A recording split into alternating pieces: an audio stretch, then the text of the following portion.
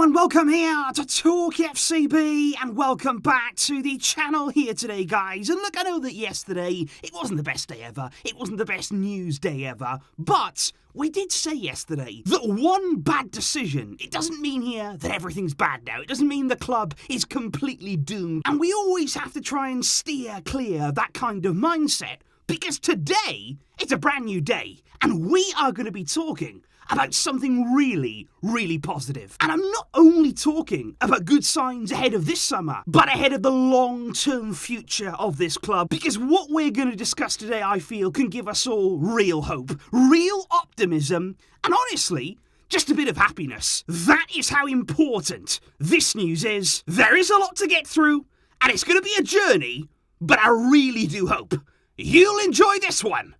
So let's do it. Because let me first of all take you back, guys, to just over 7 days ago now. I'm sure that you all remember the quotes that came out at the time from Javier Tebas, the president of La Liga, who thought he would share with the world his transfer predictions ahead of the summer. And he said, as of today, Barcelona can't sign Lewandowski. He said they know their financial situation and the rules of the league. He said, I don't know if they'll sell Frenkie or Pedri, but they have to sell players or certain assets to make it happen. And we all knew that at the time those words there were designed to put real pressure on Barça to sign La Liga's CVC deal. And of course, claims like that in the public domain, they're unnecessary. And to come from the president of your own league, it's not what you expect to actively there go about hurting one of his own clubs in the media. And the incredible thing is, guys, the kind of impact those words from the president of La Liga can have, because it has been reported since then that once Lewandowski's agent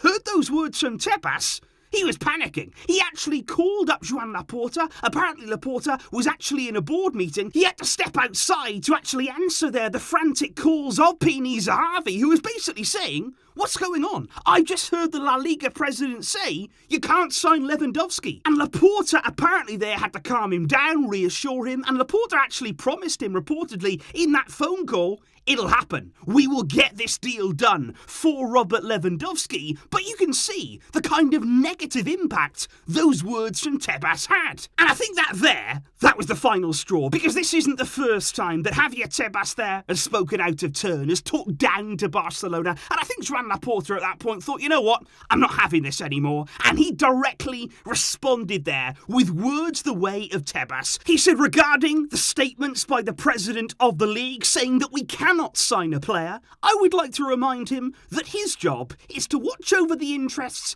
of the league and all of the clubs. He said, so with all due respect, I ask that he abstains from commenting on whether or not we can sign a certain player, because he's obviously harming the interests of FC Barcelona. Joan Laporta said, I don't know if he makes these comments voluntarily or involuntarily, because if he does so voluntarily, it's very obvious that he is wanting to harm Barca's interests. And if he does it involuntarily, it is further proof of his verbal incontinence and the desire that the president of the league wants to take the limelight. And with all due respect, that is not his place.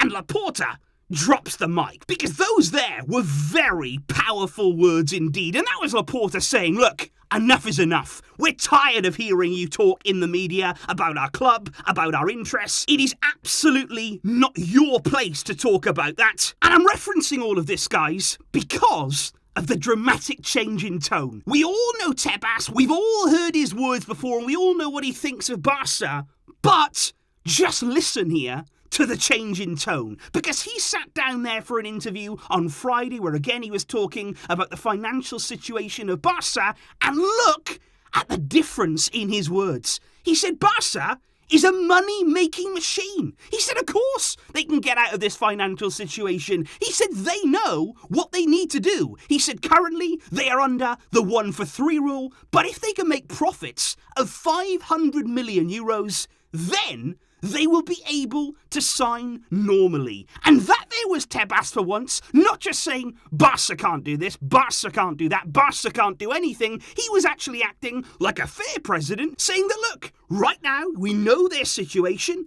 but can they get out of it? Yes, of course they can, because Barca is one of the biggest clubs in the world. And this is what I have to keep stressing all throughout Barca's financial situation, because many people, especially fans from elsewhere, they'll all say, Barca, they've got no money. Barca are broke. Barca can't compete. They're never going to get back up there. But that is so far from the truth, because our problem is not about not having money. We generate huge amounts of income. Our problem has always been La Liga's financial fair play restrictions, and in particular, that 1-for-3 rule that La Liga implemented because of Barca's losses made in previous seasons. Because what that means basically there, Barca currently operating under that 1-for-3 rule, is that no matter what we've done, whether it be a big sale or whether we've released big wages, we've only been able to use a third of that money. So let me just give you an example here. Frenkie de Jong this summer, if we were still operating under that 1-for-3 rule, you could sell him for a huge transfer fee, 100 million euros, but in our allocated budget there that we'd be able to spend on new signings, all we'd be able to use of that is 33 million. And it's the same with wages. If you sold De Jong there, remove 300k of wages, all that you'd be able to use of your own then is 100k. And that is such a difficult situation there to get yourself out of and release ourselves from these restrictions. But this is the key right now. Are things about to change over the next week or so? Because Laporta has said again today, if the Socis agree next Thursday on activating the economic levers, he said there will be happy news, and we will solve a large part of our economic situation, and we all know what he's referencing there. June the 16th, the Socis will vote there on whether to activate those economic levers, and if they are activated, it is expected there that would generate more than the 500 million euros that Javier Tebas said that we needed to release ourselves from these financial fair play restrictions.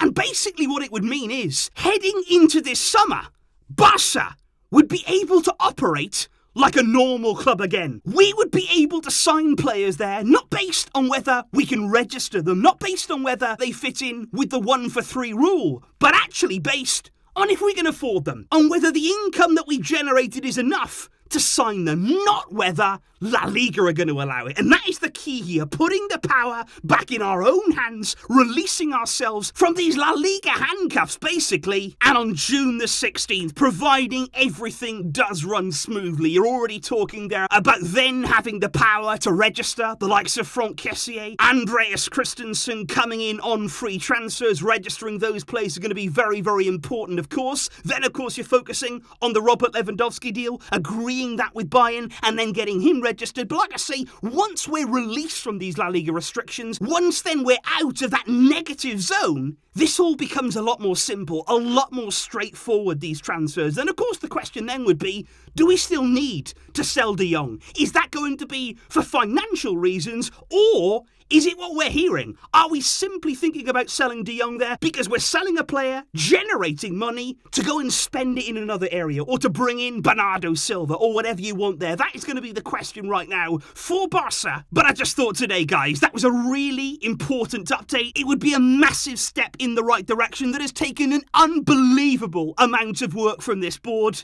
And we just got to stay patient. We have to stay believing, positive, hoping here that things are going to get better.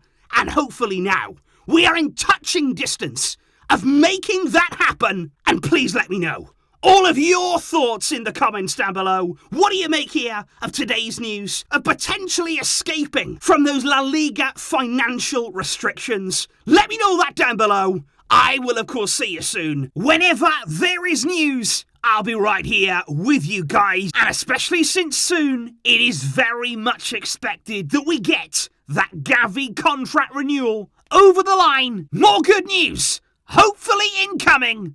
And I'll be seeing all of you very soon indeed. Thank you for all of your support and for tuning in once again today. But until next time, as always, Vizca, El Barça.